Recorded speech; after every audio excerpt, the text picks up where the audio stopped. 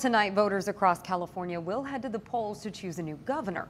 That race pits Democrat Gavin Newsom against Republican John Cox. And our 10 News reporter Michael Chen is joining us now with a look at that race. Michael. We are at the Hotel Republic, where the stage is literally set. In the next couple hours, local Democrats will gather here for an election night party. Optimistic they will be celebrating a blue wave of victories.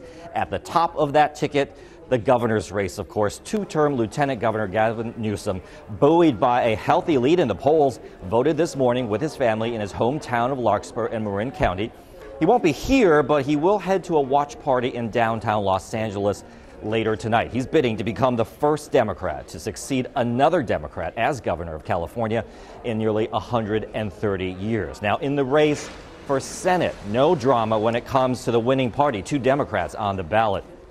Incumbent and longtime Senator Dianne Feinstein coming into Election Day with a comfortable lead, upwards of 15 points, according to a 10 News San Diego Union Tribune poll. Yesterday, she dropped off her ballot at City Hall in San Francisco. Now, her opponent, Kevin De Leon, state senator from Los Angeles, who cast his ballot at an elementary school in the Los Angeles area this morning. He made headlines this summer when the state Democratic Party endorsed him over Feinstein, but it never really translated into any fundraising momentum. Feinstein ended up winning by the fundraising battle by a very large margin.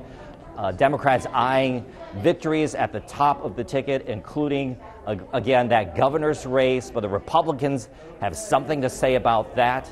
That is where my colleague John Horn is. He's at Republican headquarters at the U.S. Grant. John? Hi, Michael. Yes, we expect John Cox to arrive here sometime in the 6 o'clock hour. He will meet with the media sometime around 6:30, 6:45 perhaps. And depending on how the polls show, he will take this stage at some point in the evening and give us an update. Now, as Michael mentioned, the polls do show Lieutenant Governor Gavin Newsom with a big lead, but Cox's spokesman telling me that they are cautiously optimistic. Now, let's take you to some video earlier today. Cox giving some donuts to Diane Harkey and her supporters. She's running for the 49th district. That's Daryl Ice's seat. Cox making cost of living a big issue here, promising 3 million housing units in the next 10 years. One way to do that, he says he would ease the state's environmental regulations. Now let's switch gears to an election that the nation is watching. It is for the 50th district. That is Congressman Duncan Hunter, once thought to be a lock for re-election in that East County district. But again, he is indicted on 60 counts in federal court, including fraud and conspiracy over campaign finance violations, allegedly. Now, Hunter and his wife, Margaret, both pleaded not guilty earlier this year to those charges, but it's been big for the Democrat, Ajar and Ajar. Our recent 10 News Union Tribune scientific poll showed them close, within 3% of each other, with 8% decided. Now, I did call Hunter's spokesman. He will not be here tonight. He will not be making any public appearances. So that is what we will probably expect, a statement once the polls close. Now, Jennifer Kastner is in Escondido. She is awaiting Ajar and Ajar's arrival. Let's send it to her. Thank you, John. Yeah, more and more people have been showing up in just the last hour. If you look over here, you can see a lot of friends and supporters gathering around, enjoying some food, some drinks, generating a lot of energy. They're very excited about what's going on tonight. And in the back room, you can't see it, but there are other supporters that are calling constituents to try to get those last-minute votes for the Democratic challenger. But it's not just busy inside.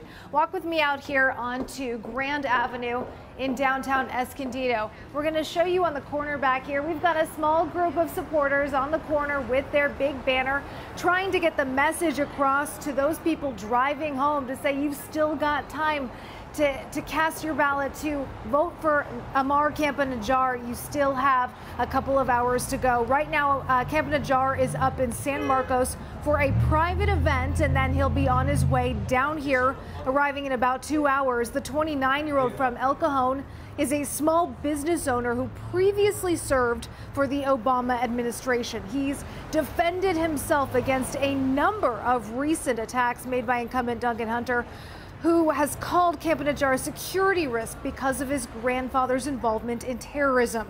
Now, and Ajar has denounced his grandfather's actions and told voters he needed security clearance to work at the White House, so of course he's not a threat. The most recent poll shows 45% of Voters want Camp Ajar for Congress, just shy of the 48% who are planning to vote for Duncan Hunter. So this has turned out to be a very close race. Again, Camp Ajar is planning to be here at this location in about 2 hours. Hopefully at that time, we can do an interview with him. Reporting live in Escondido, Jennifer Kastner, 10 News. Jen, thank you. The race to represent District 4 on the San Diego County Board of Supervisors will be closely watched tonight as well. Nathan Fletcher is facing off against Bonnie Dumanis. 10 News reporter Melissa Masiha is joining us with a look at that race. Melissa.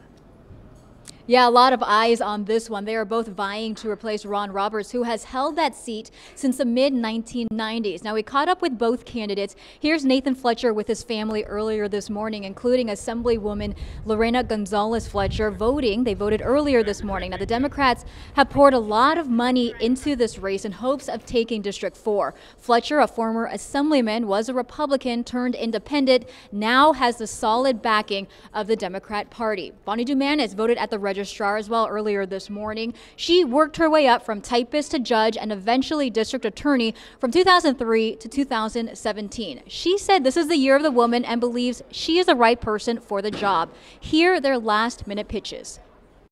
I have experience with all the issues that are critical to the Board of Supervisors. I know them, they trust me, I trust them, and I can get to 3, which is what's required to get anything done. So if you want somebody getting it done now, I'm your person. Are we going to continue down this path of all 5 Republican, very conservative mindset, or are we going to elect a Democrat and move in a more progressive direction?